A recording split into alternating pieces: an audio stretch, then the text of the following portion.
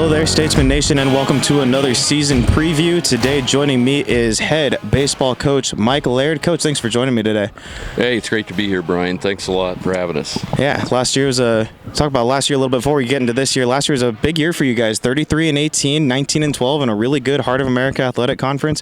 Made it all the way to conference semis. What was some good things that were going on for you guys last year?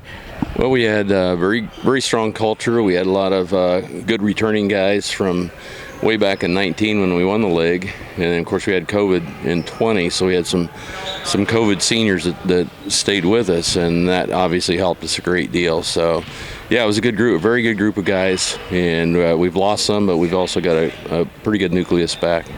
Yeah, as you touched on, you did lose some of those guys. So going into the positions for this year, one of the groups that you guys have a lot of newcomers for is the infield. So we'll start at first base for you guys. Well, right now we've got a couple guys that could play on the corners, both transfers. One is Tim Jean, the other's Justin Martinez. They can play either side. So it's looking like probably Tim Jean over there. He played at College of Lake County, north of Chicago. He played for a good friend of mine up there. And but Tim Jean's looked really good over there. Soren Graversen, who will likely DH. Soren's back as a senior. He could play there too. Soren's looked good over there too. So probably it's those two guys. And we'll move up the middle. Let's go to second base. Right now, I'd say Trevor Dooley, who transferred in from Northwest Missouri State, got a good lefty stick. He's really come on lately too in practice. He's looked really pretty good, and I would anticipate that he's going to be starting in that position. All right, and we'll move to shortstop. Nate Jessel, transfer from Solano College in Northern Cal. He's looked very good there. I've got also Aparicio back from last year. He's very capable of playing there. He's got good arm strength. Aparicio played a little bit in the outfield too in the conference tournament when Tanner Bedier got hurt. But yeah, those two guys will be at short. And to the other corner, let's get to the hot corner. Let's go to third base. Well, aside from Martinez and Jean, the two new guys, Carson Hawk he's been here now his third year, and he's looked really solid. He's been a plus defender for a couple years now, and his bat's really come around from the left side. So Carson's looking really good too over there. Can kind of play a little all over the infield too. Yes, he can, and that's helpful. You never know what's going to happen out there. Yeah. So now moving into your big returners group, let's go to the outfield. We'll start in left field. Tanner Bedier, first team all Hart guy. He's been a legit 400 hitter all 3 years that he's been here. He's an outstanding hitter, no doubt. And he's hitting that 2 or 3 hole since his freshman year. Has had a lot of really big hits, but he's going to be in left. Barring some weird injury. Yeah. Finished last year on one of the hottest streaks I've ever seen by any hitter. Yeah, he does that every once in a while. He gets on a streak and you let him go. You don't try and overcoach him. Just let him hit. Yeah. And let's go to center field. Center field, another great year last year by Alex Fisher, and he was the all-Gold Glove center fielder for the league. He made some incredible catches. Dude covers some ground out there. Yeah, he really can. And so between him and Bedier, in left center, not too many things fall in. But Alex has gotten better too, and he's like I said, he's an outstanding athlete, and he's a very good player. If he hits like I think he can hit, he'll have a tremendous year. And last but not least, right field. Probably Jameson Hart. Jameson was out there. It's been out there now a couple years with the COVID year.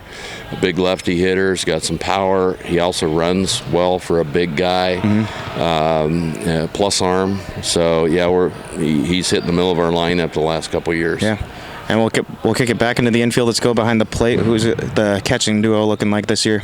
A couple guys are battling it out. It looks like, though, we're going to be much improved there, which we needed that and needed that type of improvement. But Alonso Zuniga is a transfer that came in. Another guy that played for a friend of mine in Colorado at a JUCO, and he's really good. Very, very skilled, strong kid. He's a real good player. And then Alex Pereira is, knocking on the door too. Alex is improved quite a bit, and that was good to see. And so, we've got a couple options there, and also Dylan Schrock, who ended up catching quite a bit at the end of the year. So we've got a couple ways we could go with that, but I'd say Alonso's in the lead right there right now. Sure. And we'll move it to the mound. Let's start with the pitching staff, the starting pitching staff rather. Tyler Gregory has started a few games, 6 or 7 games last year. He's going to have to step that up. He's going to have to start, probably regularly on every weekend. Yep.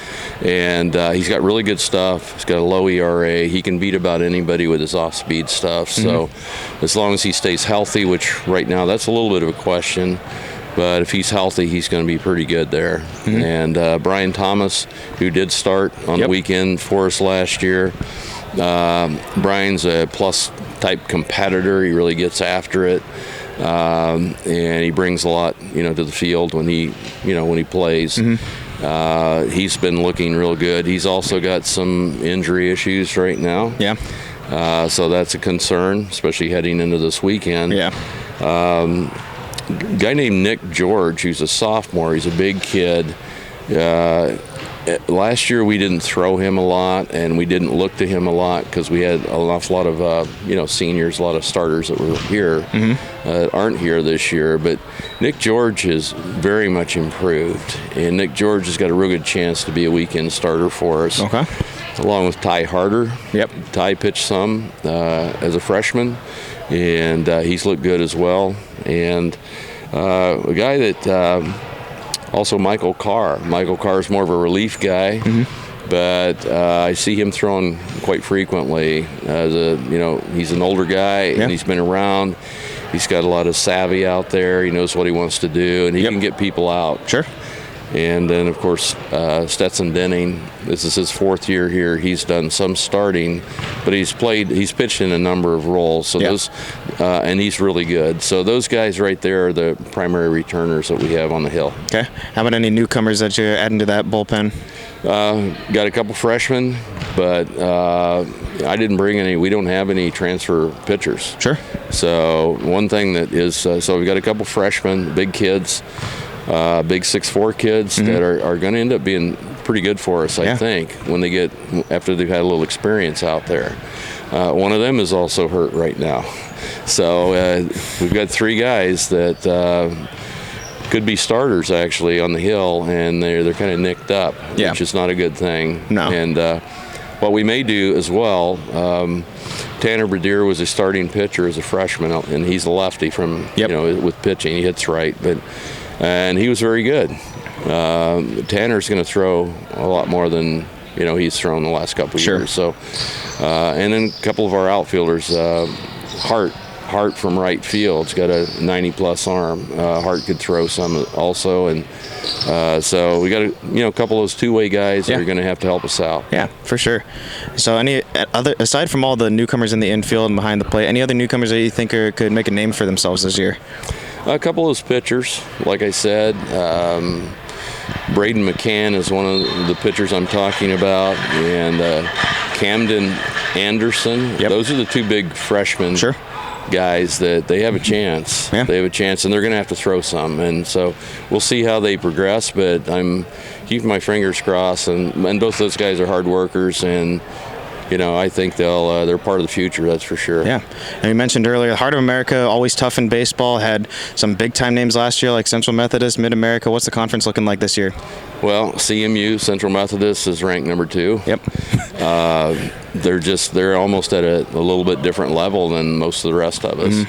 I hate to say that, but that's almost a fact. And when you're number 2, that's just how it is. There are several of us that I think are kind of are close in our half in the north.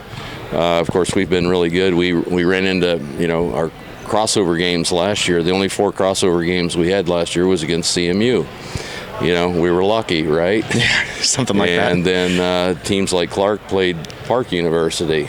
Yeah. So we got second in the North, and Clark got first as a result of that. So just luck of the it was draw. tough. Yeah, it was tough, but that's the way it is. You gotta play to that level. And but Clark will be very, very good. They got a lot of transfers. Yeah. Mount Mercy will be very good. Tremendous facilities. They get a lot of good players up there. Grandview's going to be better, I'm sure. And it's Lou's last year up there. I know they're going to want to go out with a good year. Culver Stockton was good. Culver Stockton, they're an interesting team. They play hard. They play hard. And Peru State, he gets dudes. That's just in the North. Yeah. And so, Benedictine, Mid-Am, along with CMU in the South, really tough. I think Baker will be better as well. Yeah. It's going to be another stacked year. Yeah, I mean, nobody's bad. No. Unfortunately, nobody's bad in baseball. And, you got to play your so-called A game, or you could drop a game or two pretty quick in baseball. Yeah, absolutely. Well, I mean, from our perspective, it makes it interesting to watch. Maybe a little bit less so interesting from your perspective. But, I just think there's several of us that we kind of have to fall in line behind CMU right now. Yeah. But there's several of us that could move, could have a chance to be in the national tournament at the end of the year. Yeah, so, absolutely. But anyway. Well, hey, Coach, thanks for joining me today. Always a pleasure to have you on with us. Thanks, Brian. Baseball starts their season this weekend against Kansas Wesleyan, the first doubleheader on Saturday, February 12th. Home opener is March 19th against Baker, so mark your calendars down, and we hope to see you guys out there for that. Make sure you're keeping up with William Penn Athletics on social media so that you guys can keep up with stats, highlights, and make sure you know what to look forward to when it comes to Statesman Athletics.